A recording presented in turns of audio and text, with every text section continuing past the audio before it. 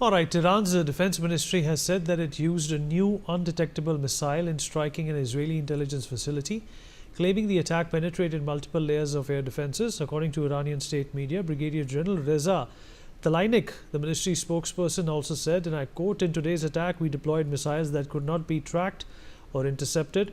He described the operation as a surprise for Israelis, warning that they will witness more.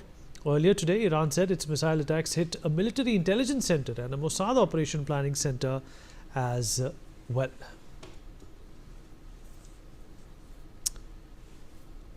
All right, well, the escalating situation between these two countries is a cause of worry. This is a graphic representation of what's happening at this point in time in Israel and Tehran. Mr. Mehta, there is also a talk about the royal family looking to make a comeback. Do you look that as a possibility? Because it's been over 40 years that they've been thrown out of Iran.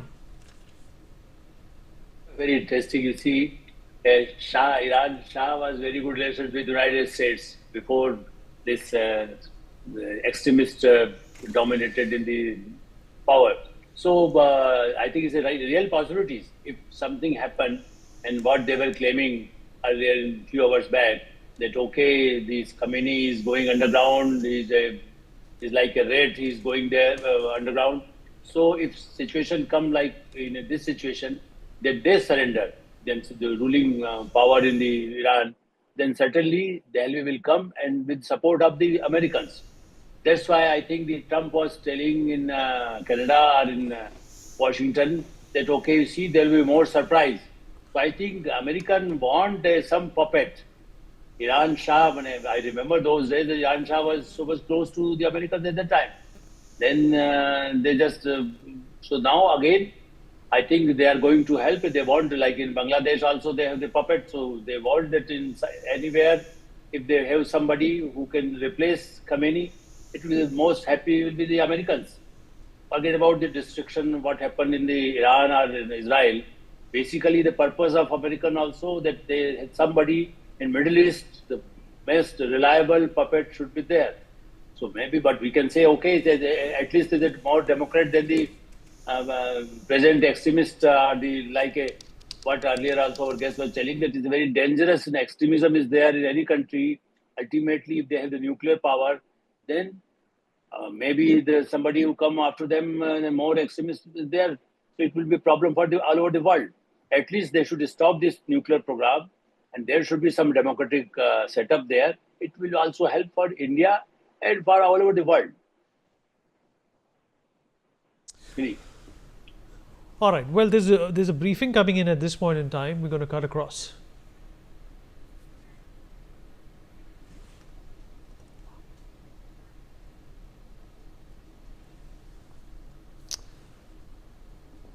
All right, former Iran President Mahmoud Ahmadinejad has survived a recent assassination attempt.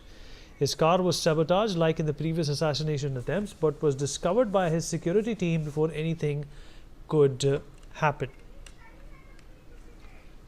Let me open Mr. Bhattacharya into this conversation as well. Mr. Bhattacharya, as we conclude, our program, it's beyond midnight over here in India. What would you say are your key takeaways? But before I get to that, Prime Minister Modi has met Australian Prime Minister Anthony Albanese at the G7 summit in Kananaskis as well. The photo posted by the Prime Minister. That's the picture.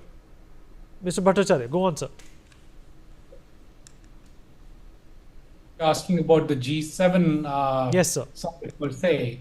So clearly, this is moving towards a direction where the color of G7 is going to change, and I don't mean in physically but figuratively. We see a schism happening in G7, as I mentioned earlier. It seems to be splitting towards a G6+1. And I see that there would be more countries getting co-opted in. And therefore, the question in my mind also is that as it expands, what's the difference between a G7 and a G20? Now, G7 in its current form is roughly about 45% of the global GDP. the G20 is about 80% of the global GDP.